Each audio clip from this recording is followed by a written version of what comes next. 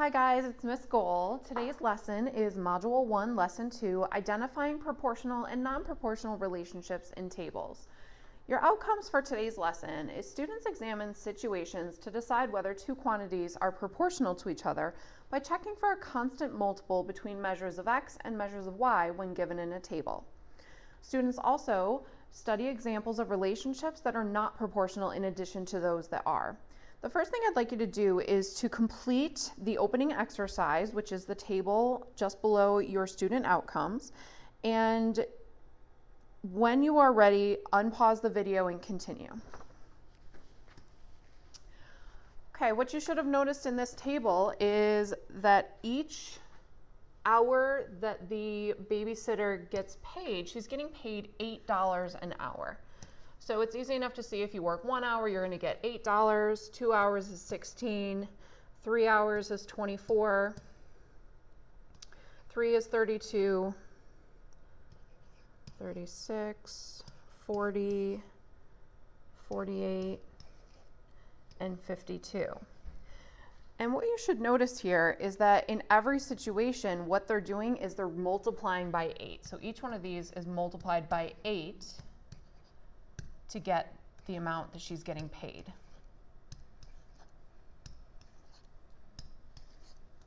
So since every single input is multiplied by 8 to get an output, that actually answers our question down here. It says, based on the table above, is the pay proportional to hours worked and how do you know? This situation is proportional, so yes. And it's proportional because every single element is multiplied by 8. So since there isn't a different multiple in one of them, it is a proportional relationship. So every input is multiplied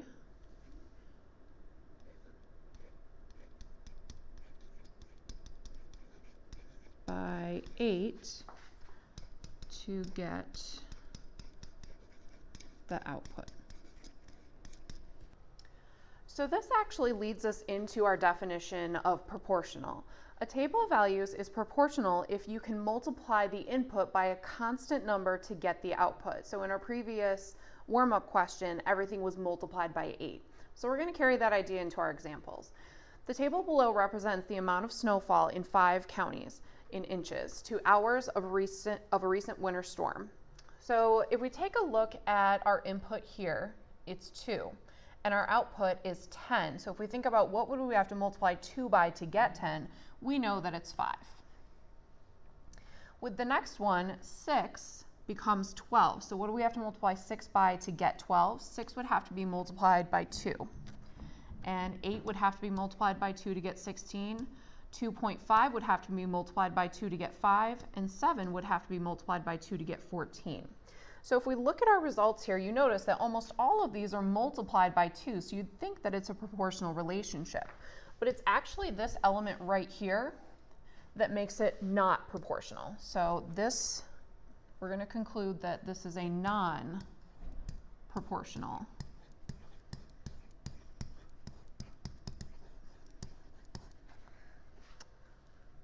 Because 2 is multiplied by 5 while the rest are multiplied by 2. Oops.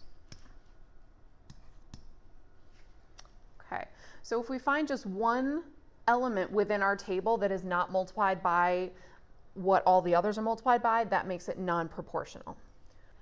Okay, with that in mind, let's take a look at example 2. The table below shows the relationship between cost of renting a movie to the number of days on rent. So our input is going to be the number of days that they rented that movie, and our output is the cost of renting the movie. If you take a look at our first relationship here, we have 6 number of days is a cost of $2. So in this case, if you can't see what you're multiplying by right away, I just want to give you another strategy here. What you're always going to do is take your output and divide it by the input. So my output here is 2, and my input is 6, which is going to reduce to 1/3. And I wouldn't want to write that as a decimal because I'd have to round and that wouldn't be exact. Another way to get this is if you look at this, a lot of people might say, well, it's not multiplying, it's dividing. That 6 divided by 3 is 2. Well, what I want you to realize is that dividing by a number is the same thing as multiplying by the reciprocal. So I can actually alter this to make it multiply by 1/3, which is the reciprocal of 3. And that shows me that I'm still multiplying by 1/3. And notice that matches what we came up with up here. So this is multiply by 1/3. With that idea in mind, if you think about just what we're dividing by each time, in this case, 9 divided by 3 is still going to give us 3. So we know that's the same thing as multiplying by 1/3. 24 divided by 3 is 8. So again, we're multiplying by 1/3. 3 divided by 3 is 1. And so again, that's going to give us 1/3. So what you can see here is that all of these different elements are all multiplied by a constant. And that tells us that this, in fact, is a proportional relationship. So we will say this is proportional.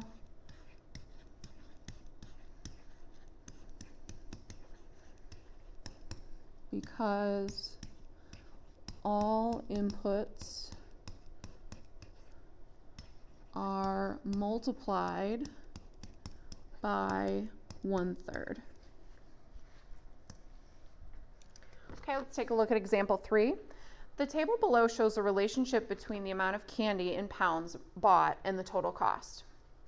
So our input is pounds of candy and our output is the cost. So let's take a look at this one, 5 to 10. Now again, if you can't see that relationship for what it's being multiplied by right away, you can divide them and do 10 divided by 5 to give us 2. But most people in this case would recognize that we know 5 times 2 is 10. 4, we're going to 8. So 4 to 8 would be multiplied by 2. 6 would have to be multiplied by 2 to get 12.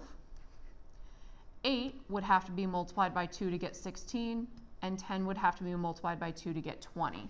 So it's similar to our previous example where we saw everything was multiplied by a constant. So this one is also proportional.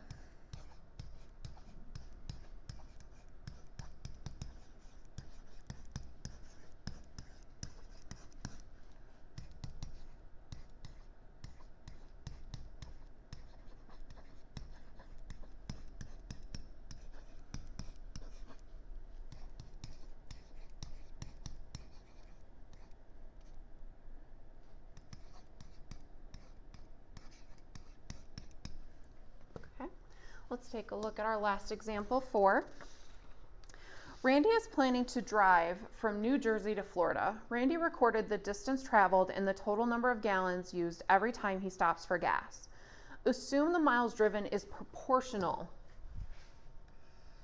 to gallons consumed in order to complete the table. So what they're telling us there is, since it's proportional, they're all multiplied by a constant. But you may not be able to see the constant right off the bat. This isn't as easy as some of the examples we looked at. So you want to use that strategy that I showed you in example 2. We're going to take a complete set. Now notice there's only 2 options for a complete pair for the relationship here. So you can choose either the 2 and 54 or the 8 and 216. That's up to you. But again, you always want to assign an input and an output. So if you think about this situation, we would need to buy a certain number of gallons, and that would determine how many miles are driven. So this means that our gallons consumed is going to be our X, and our miles driven is going to be our output Y. So to find our unit rate here, we are going to take the output Y and divide it by X. So let's say I chose the 54 and the 2. So this output is 54, the input is 2, and that gives me 27. So it tells me that every time they're multiplied by 27. And we can check to make sure that this is right by checking the other complete pair. You'll notice here 8 times 27 checks out as 216. So I can easily find my inputs here by multiplying by 27 to get my outputs. So 4 times 27 is going to give me 108. 10 times 27 is going to give me 270. And 12 times 27 is going to give me 324. Now notice for this one over here, I have the output and not the input. So you realize I need to work backwards. So when I was doing it the normal way, I was multiplying. So if I'm going to work backwards, I'm just going to do the opposite operation. So in this case, we're going to do 189 and divide it by 27 to get us our input. So this is how we work backwards. And that's going to give me 7. So this one will be 7, which completes our table. In today's lesson, you learned that one quantity is proportional to a second if a constant number exists such that each measure in the first quantity multiplied by this constant gives the corresponding measure in the second quantity. Steps to determine if two quantities in a table are proportional to each other. For each given measure of quantity A and quantity B, you want to find the value of B over A, which we refer to as Y over X. If the value of B over A is the same for each pair of numbers, then the quantities are proportional to each other.